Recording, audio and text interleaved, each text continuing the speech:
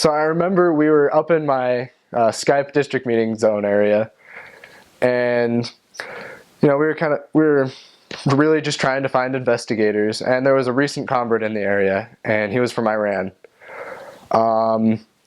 His name was Muhammad, and he was just the most solid guy that you could get. Like, he was running around his little area, and he was looking for all the other people from Iran who spoke Persian that he could, convert to the gospel, because it was this great thing that he just found and he wanted to share it with everybody.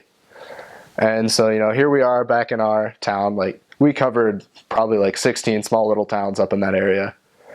And so he was over there, just trying to find all the people he could. We're praying to find investigators. And he called up actually the missionaries that came there before them. And he said, yeah, we have this family. They want the gospel. Come bring it to them. And so it was kind of interesting, just how that lined up. We have this one convert. He's from Iran. There's a bunch of other families up there that are from Iran.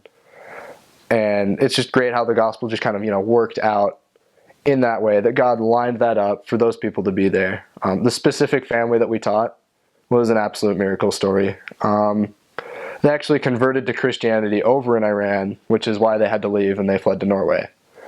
The experience they had is, it was this very wealthy family that had a son and a daughter, and the daughter had been diagnosed with a heart condition. I think it was she had a hole in her heart or something like that. And all these doctors in Iran, would look at her, and they'd try to diagnose her for different things, give her different treatments, and they'd tried absolutely everything. And they said at this point, the best thing you could do is pray to Allah for a miracle. And so she'd go home, she'd pray, and for, weeks on weeks, and nothing was happening. Until one day she had the idea, I've heard these things about Christians. I'm going to pray to Jesus Christ to heal my daughter. And so she, went to bed, prayed to Jesus that, her daughter would be healed.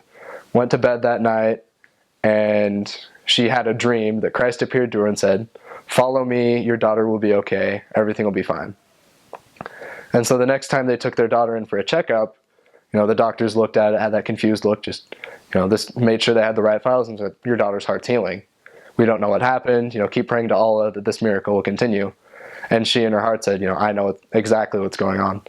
And so they found the nearest Christian sect that they could, got baptized immediately as a whole family, and the next day left Iran because people wanted to kill them already. And so they ended up in Norway, and they, tried to continue practicing Christianity as much as they could. They went to a couple different local churches up there, and they're almost a little disappointed with it. They said, because she just had this great experience of, Christ appearing to her and saying, I'm going to heal your daughter, keep following me. And she finally, met that recent convert, and he said, we have the full gospel, the church is restored, we have prophets on the earth.